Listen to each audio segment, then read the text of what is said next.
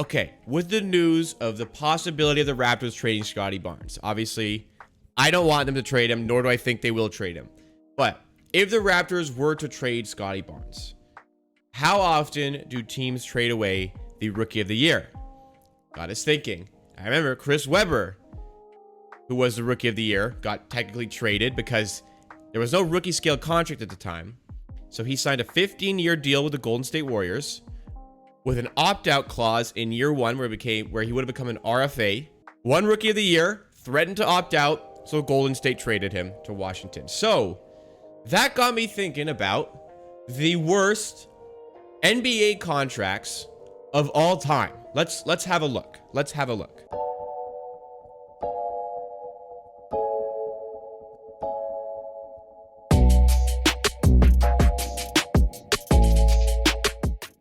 Let's look at how bad these do. No, we got a list. We got a list. I found a list. Let's see how bad some of these can get. How many do we have in this list? Anyway, so let's go through. So, first one, John. I don't know if I'm supposed to know who this is. You can read his name. 6 years, $13 million. This is in 1989. Advent of restricted free agency in 88 led to some strange signings. None more than the 6 years, $13 million the Hawks gave to a fifth-year player after averaging 5 points and 6 rebounds the previous season. By the way, $13 million, that's just over $2 million a year. At the time, I believe Scottie Pippen was making similar money to that. So I think this is like a good amount of money at the time. Oh, it was more than Michael Jordan and Larry Bird's salary at the time. There you go. He was forever known as John Contract.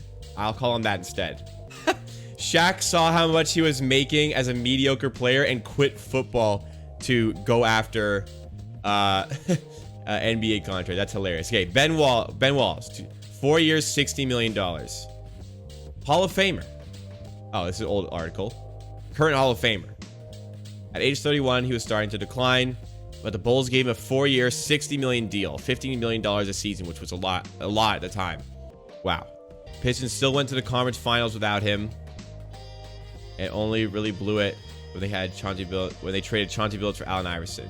Some bad business there. Okay, let's see. Ted McCullough. Pollock? 6 years, $34 million. He tagged for a Sixers, declined to match. Solid for season injury. Starting 6-win games, and then went to NBA Finals. Things fell apart. Diagnosed with a neurological disorder. Oh, I mean a neurological disorder. Led to retirement, playing 96 games. That's $350,000 per game. Wow. He used some of those earnings to buy 80 pinball machines. Look at Todd. That's unfortunate. No, that's an injury one. Not really his fault. Chris Webber, as we talked about. Yeah, horrible contract with the Warriors. But again, this is before rookie scale contracts were instituted, so it was a wild west in terms of getting guys in contracts. Okay, next. Gilbert Arenas, 6 years, $111 million. By the way, Gilbert Arenas, if you don't know, likes to talk a lot of shit for somebody who has never accomplished anything in his basketball career. Never won an NBA championship, never even got close. Talks a lot for somebody who really has done nothing with his career but wasted away. But he did make $111 million over 6 years in 2007. He played just 8 games of this 7-8 season with a knee injury. But the Wizards still gave him a 6-year deal. He was hurt before he signed the extension, and his knee never really got better. Wow. He also had an arm standoff with in the locker room with Javarius Crittenton, if you guys know that story. I believe I don't know if Crittenton, it was weird, one or the other. One of them walked into the locker room to the other. This is a crazy story if you guys don't know it, actually. One of them walked into the locker room and the other opened up their locker to reveal an arsenal of guns, to which that player said, "Pick which gun you want me to shoot you with."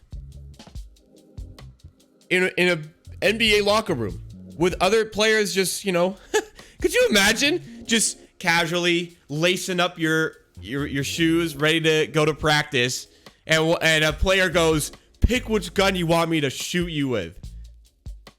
I'm trying to play basketball, man. That's fucking crazy shit.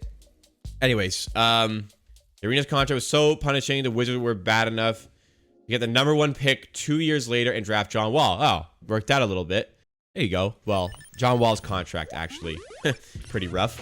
Bill Walton, 7 years, $7 million. Is that a lot? Demanded a trade from the Blazers. He was good, wasn't he? Sat out an entire season in protest. Wow.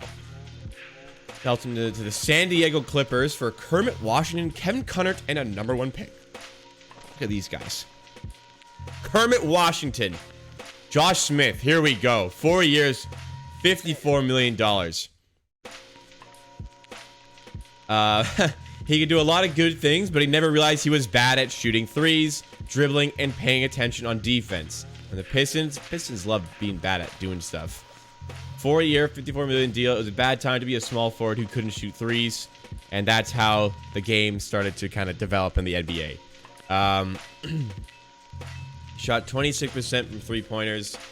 Pat Smith 1/3 of the way through the season. Detroit compounded salary cap will by stretching the deal, which means that even though Josh Smith has moved to the big three, the Pistons are still paying him this year. A lot of bad contracts like that. Man, this was a bad one, I remember. Chandler Parsons, 4 years, $94 million.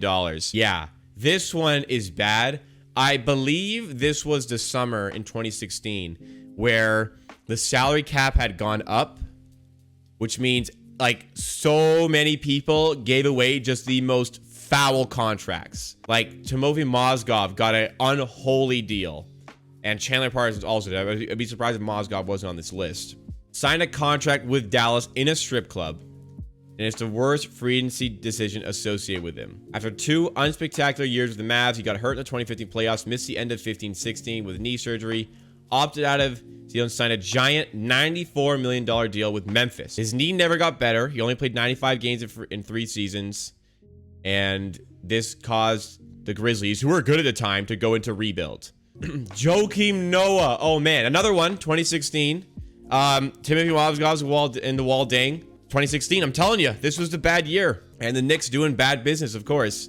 They signed a washed-up Joakim Noah to a 4-year, $72 million contract. When many of the most heinous deals on our list were signed. I told you, summer of 2016. Noah's body was so beat up, he only played 29 games the year before, so the Knicks could not have been blindsided when he only played 40 total minutes in the second year of his deal. $450,000 per minute on the court. Wow. Then you go to Mozgov and Luol Deng combined, $136 million. Christ almighty. Who is this guy? Who are these guys? Bryant Reeves. Big Country. That's his nickname. First pick in Vancouver Grizzlies history. After 2 seasons, they inked their babyface flat top center to a 6-year, $65 million contract. He actually was pretty good for the Grizzlies. He I don't know what happened to him. Never much for off-season conditioning. He ate a lot of cheeseburgers and claimed couldn't work out during the summer because his hometown in Oklahoma didn't have anybody he could play basketball against or a gym where he could exercise. That's funny. He may have been as heavy as 315 pounds after the lockout, and he's probably the last NBA player who chewed tobacco. His body broke down prematurely, and after a back injury in 2001, he retired after playing just 3.5 years of that contract. That is tough. Yeah, shit didn't go well for Vancouver.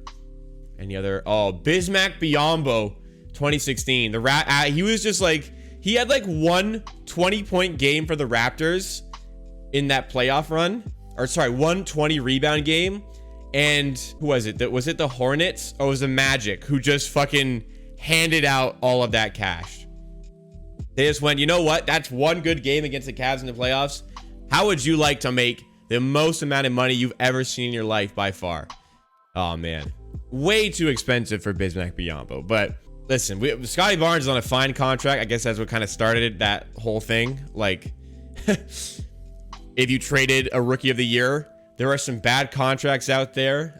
Scottie Barnes, obviously on a rookie deal, so we don't have to worry about that. But we'll kind of see what his first extension looks like. I'm sniffing around super max for Scottie, but we'll just have to see.